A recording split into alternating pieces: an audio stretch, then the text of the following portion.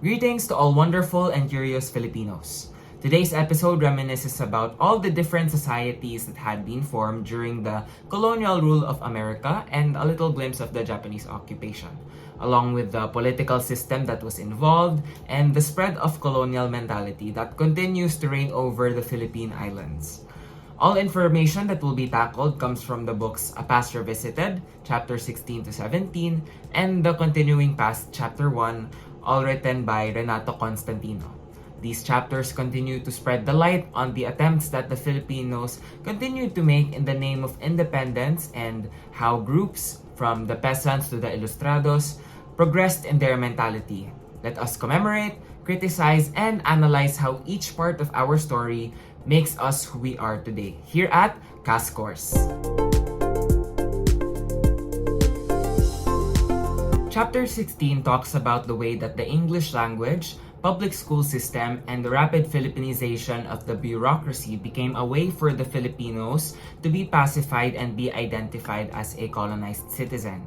The main agent of Americanization was the public school system, where English had been the main medium of instruction.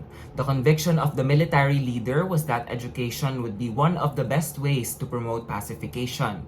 General Otis, who served in the Philippine-American War, ordered the soldiers to act as teachers and selected the textbooks to be used.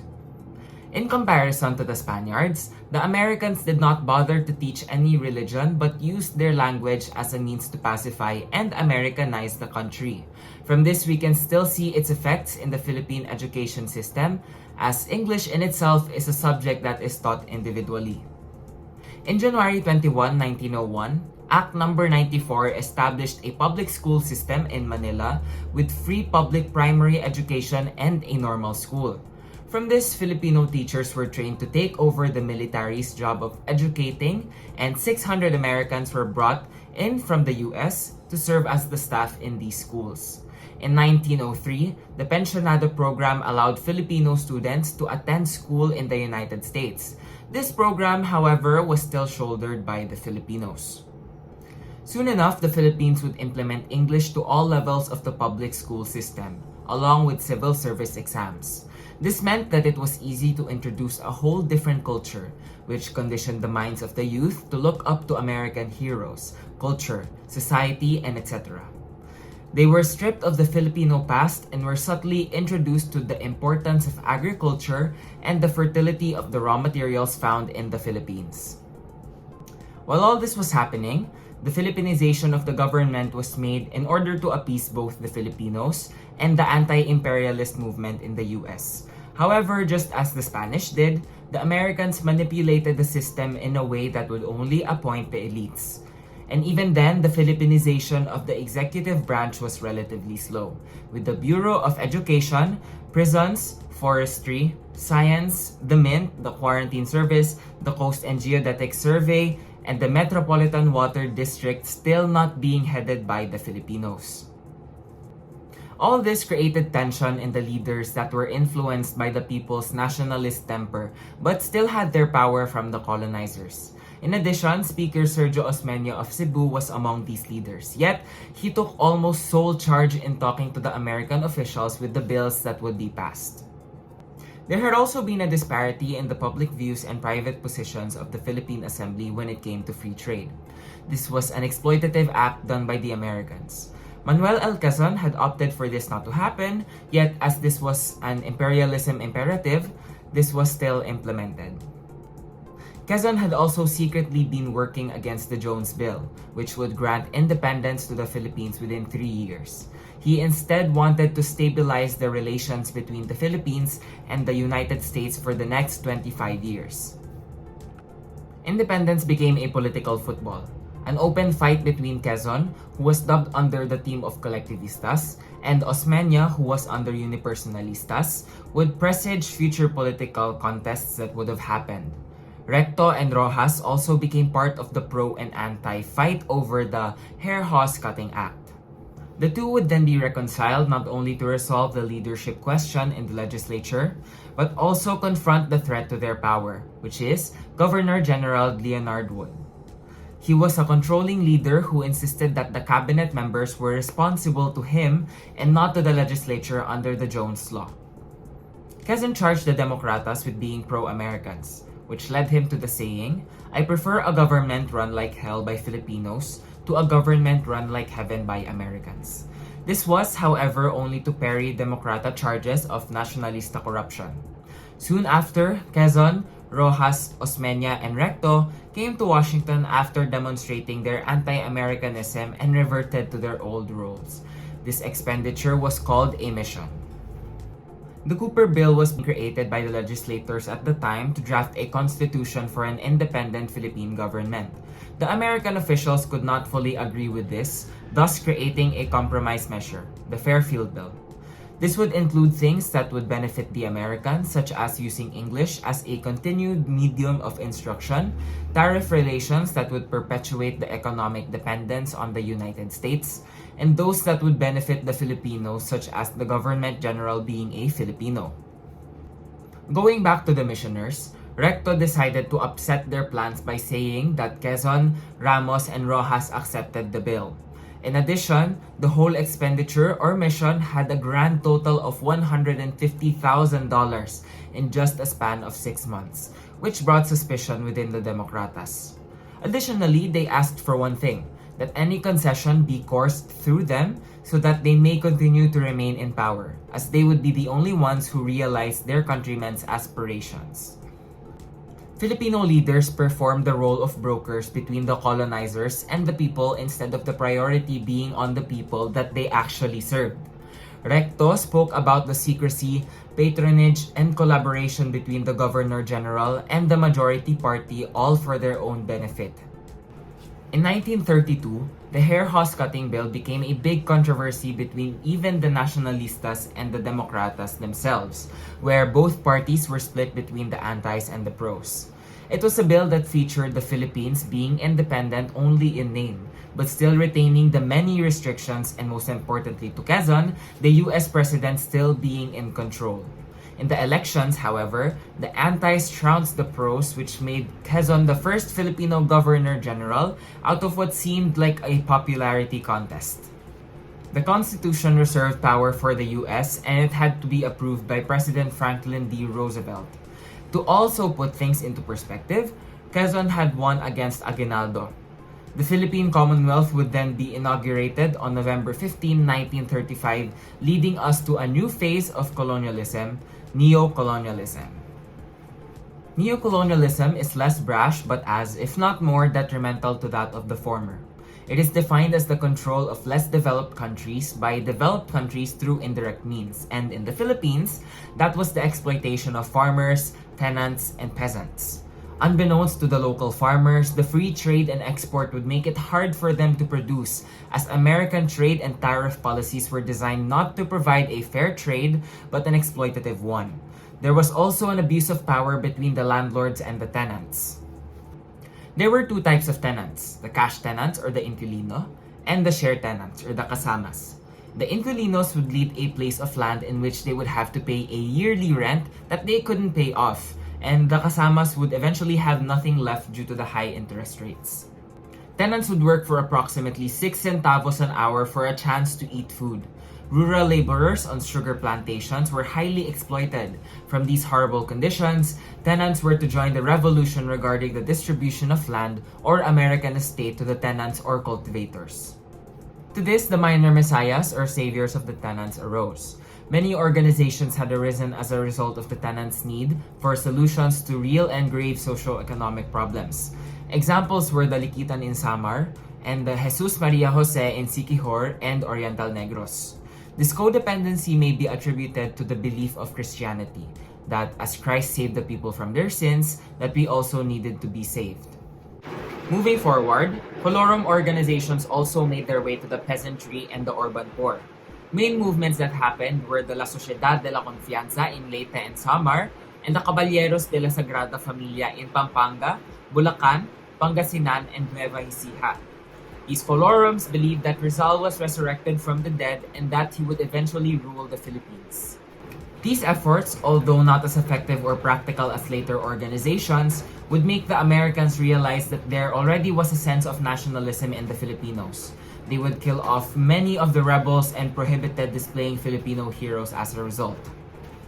Adding to the fire was Intrencharado's movement, where the plan was that he becomes the emperor to gain freedom for the peasants and the urban poor.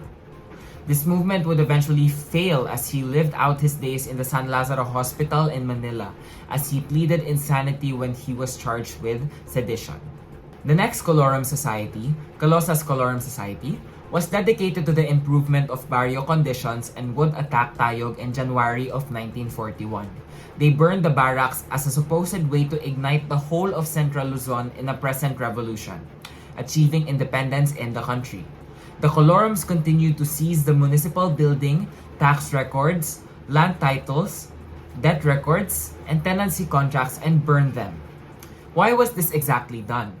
It was shown in testimonies of those arrested due to this act that Tayo officials had been so harsh to them.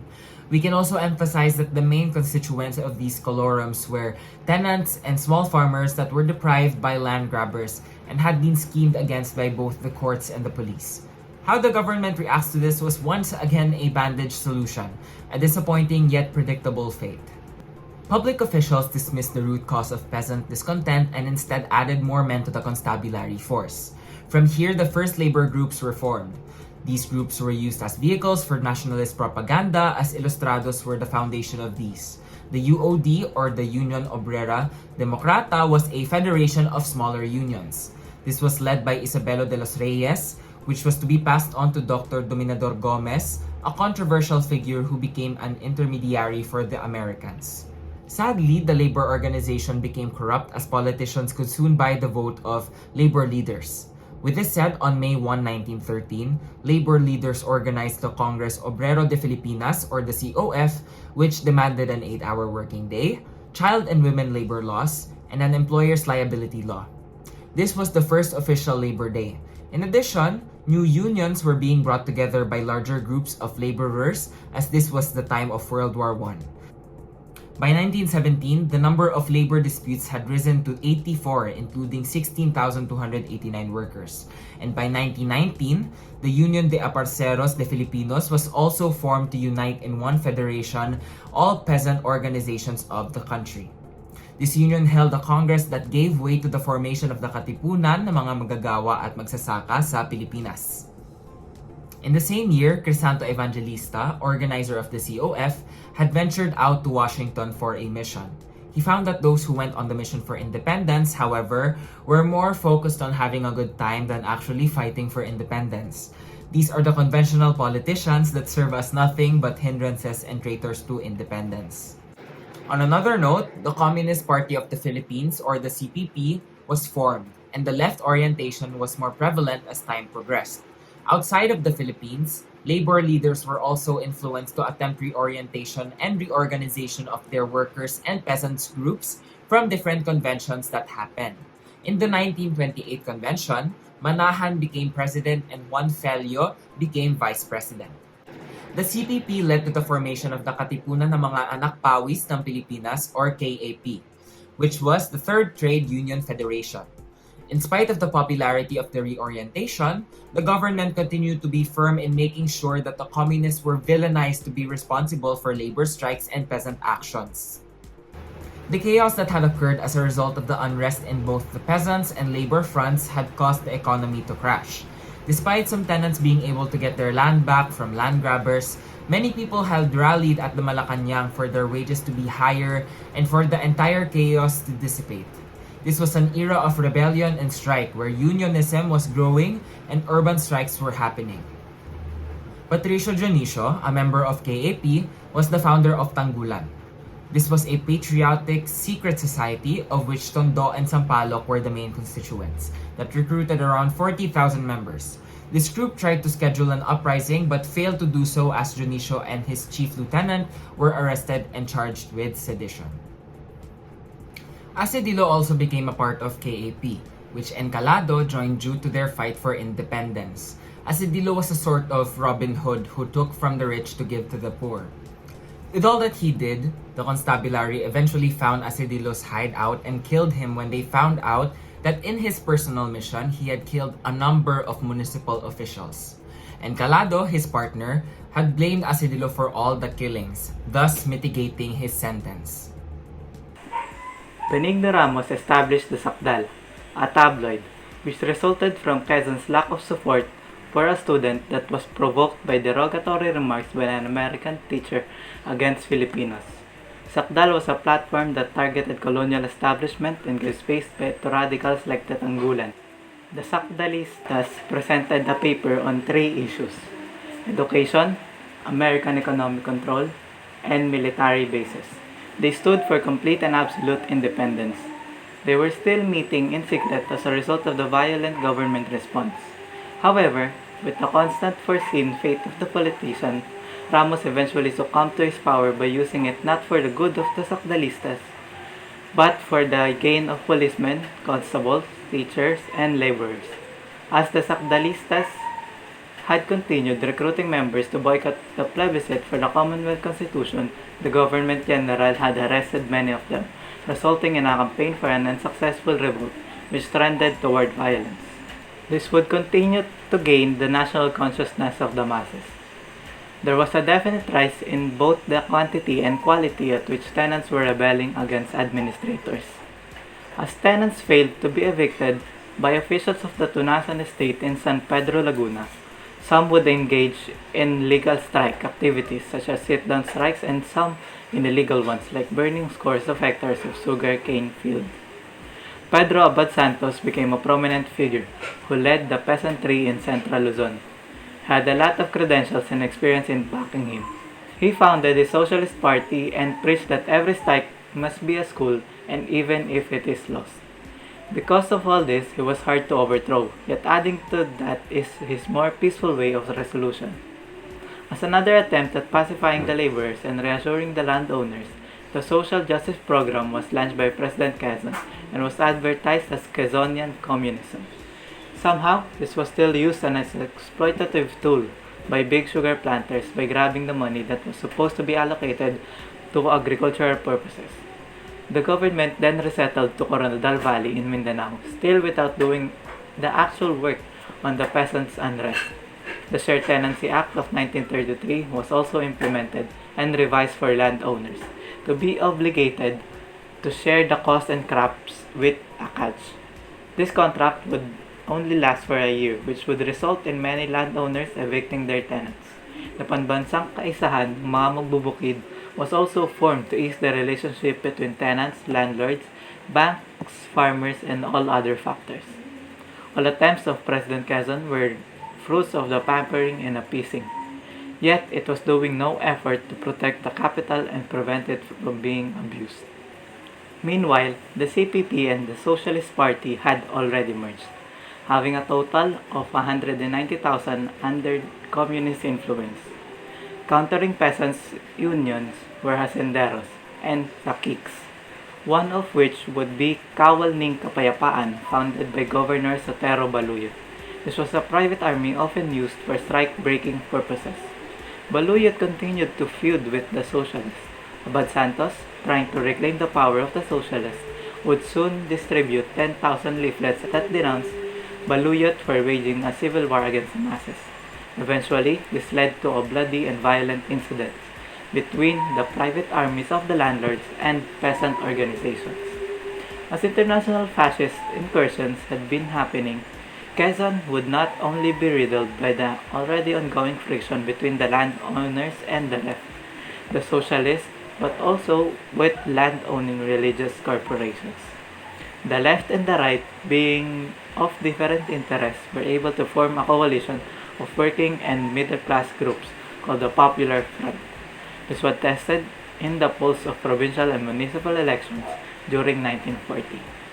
Despite Abad Santos' failure to win, 8 out of 20 towns in Pampanga elected a Popular Front provincial board member.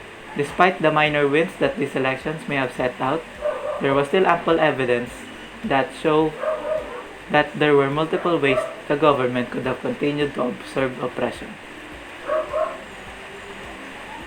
Yet, With all this, the Philippines had to prepare for the chaos that would be entailed by the Axis powers as they entered the brink of war.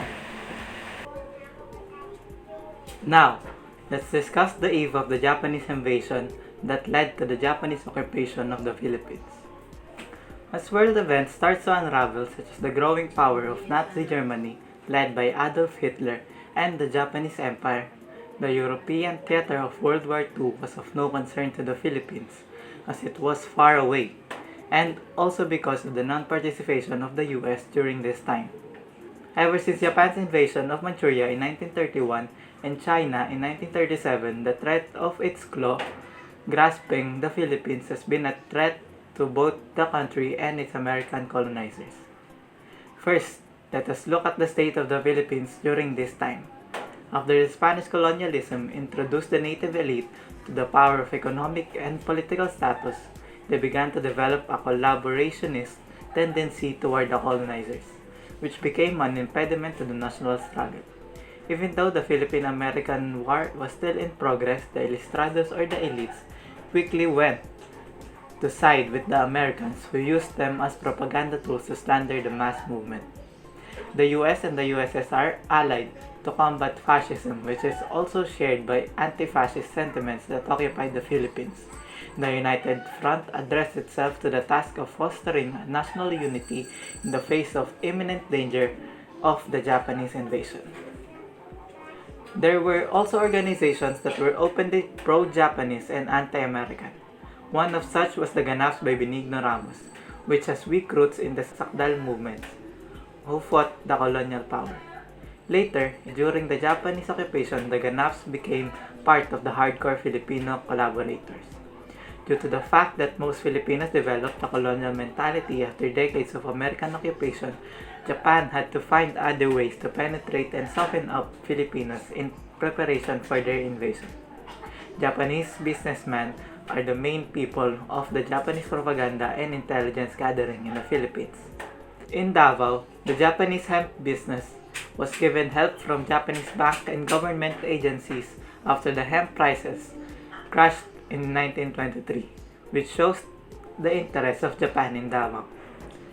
The Philippine government had to pass an anti-dummy law on October 30, 1936, and in 1940 the Philippine Immigration Law, which limited Japanese entry to 500 a year in order to stop or slow down Japan. Japanese propaganda also included Japanese education of mixed Japanese and Filipino children ordered by the Ministry of Education in Tokyo, dissemination of Japanese culture, teaching the Japanese language to Filipinos, presenting the superior culture of Japan, and referring to Japan's benevolence in China and Manchuria in order to transfer the loyalties of Filipinos from the US to Japan as the leader of Asia. In spite of this, the Filipinos had become almost completely westernized, and they regarded themselves as superior to the Japanese. A deep colonial consciousness made Filipinos rely on the US as their invincible protector. This was most prominent in the Filipinos' views on General Douglas MacArthur.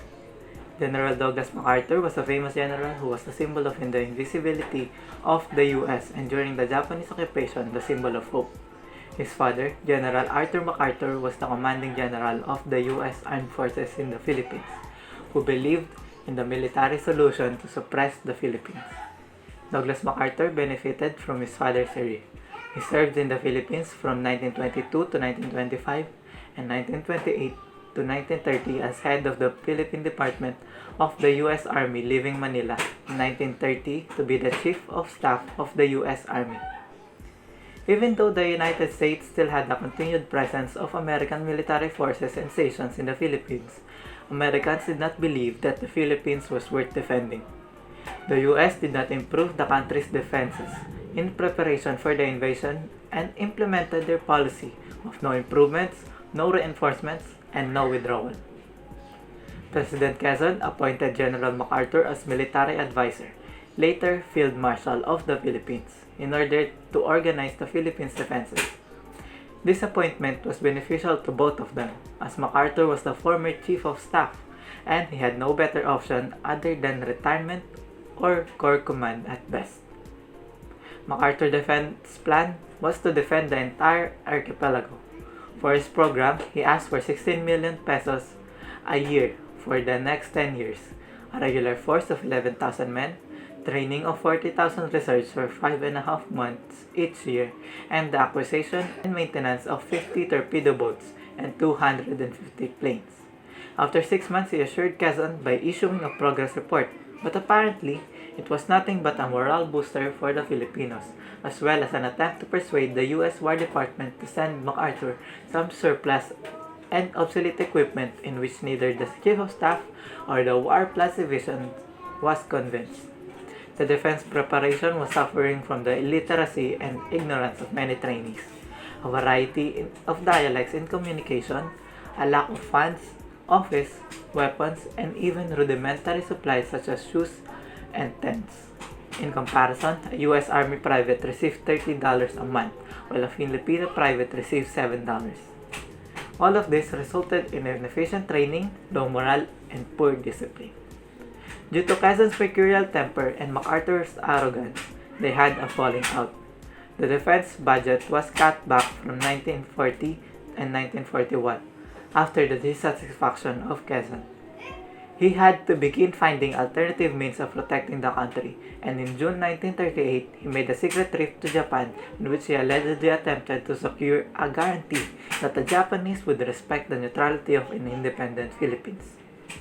After his failed attempts, U.S. President Franklin D. Roosevelt ordered the mobilization of the Philippine Army and its integration to the U.S. Army on July 7 and appointed MacArthur commander of the United States Armed Forces in the Far East, or USAFFE.